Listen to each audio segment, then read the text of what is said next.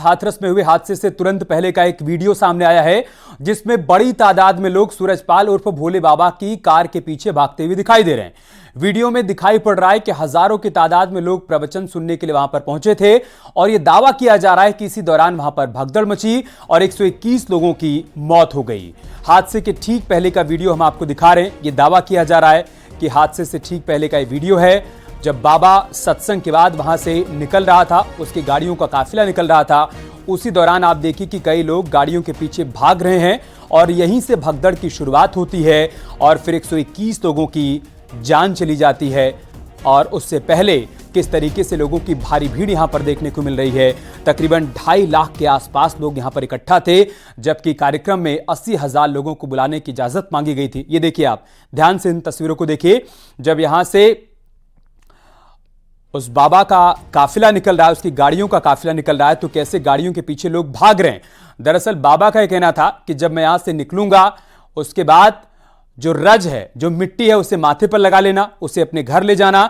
लोगों में होड़ मची थी उस मिट्टी को लेने की और इसीलिए गाड़ियों के पीछे लोग भागते हुए दिखाई दे रहे हैं और यहीं से भगदड़ की शुरुआत होती है। 121 लोग काल के गाल में समा जाते हैं और अब जांच प्रक्रिया आगे बढ़ रही है। एक तरफ एसआईटी जांच आगे बढ़ रही है, दूसरी तरफ सीएम योगी आदित्यनाथ ने कह दिया है कि पूरे मामले की न्यायिक जांच भी होगी।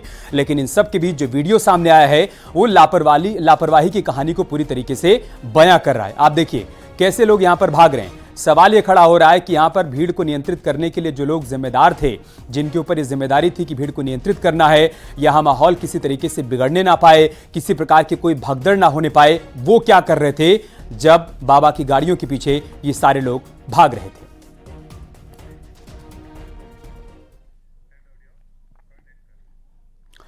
और हाथरस भगदड़ में मथुरा के 11 लोगों की मौत हो गई। मरने वालों में सभी महिलाएं हैं। सभी की उम्र 50 से ज्यादा थी। मृतकों में थाना हाईवे क्षेत्र की 4, जमुना पार्क क्षेत्र की 2, फरा की 1 और मांड की 1। इसके अलावा मगुर्रा की 3 महिलाएं शामिल थीं। हाथरस में पोस्टमार्टम के बाद 9 शव मथुरा पहुंचे हैं। वहीं डीएम का कहना है कि पीड़ित परिवारों की हर संभव मदद की जाएगी। जैसे वो निकल के गए, लेडीज एक तरफ एक संग भागी है, उनके चरण लेवे का मतलब धूल लेने के लिए, तो एक संग इतना दबाव है, जो भी पीछे से धक्का आता रहा वो गिरते रहे।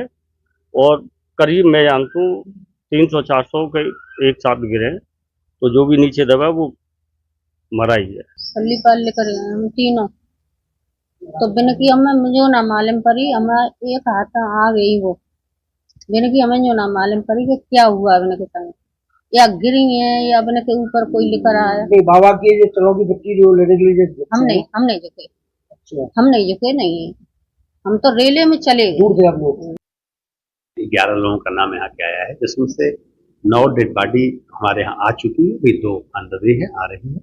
सभी डेड बॉडीज के अंतिम क्रिमिनेशन के लिए मजिस्ट्रेट और पुलिस के कर्मी लगाए गए हैं, जिससे वहाँ पर परिवार के लोगों को इस तरह की असुविधा न हो। प्लस इसमें जो राज्य सरकार और केंद्र सरकार द्वारा जो आर्थिक सहायता की घोषणा की गई, उसकी कार्रवाई भी हम लोग कर रहे हैं और जल्दी से जल्दी हम लोग आर्थिक सहायता का वितरण भी करेंगे। हम लोग इस बात को सुनिश्चित करा रहे हैं कि जो पीड़ित परिवार है उनको आगे किसी तरह की असुविधा न हो।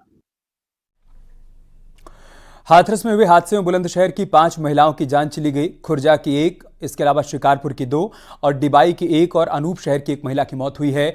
परिवार में कोहराम मचा हुआ है। महिलाओं का अंतिम संस्कार कर दिया गया। हादसे के चश्मदीद का कहना है कि हादसा बेहद ही खौफनाक था। वो जो है का वहाँ पे सत के साथ में गए थे, समापन हुआ, निकल के आ रहे थे तो 4-5 मोटरसाइकिलें आ गई बीच में, उनकी रेल लगी तो जो सत्संगी लोग हैं वो गिर गए।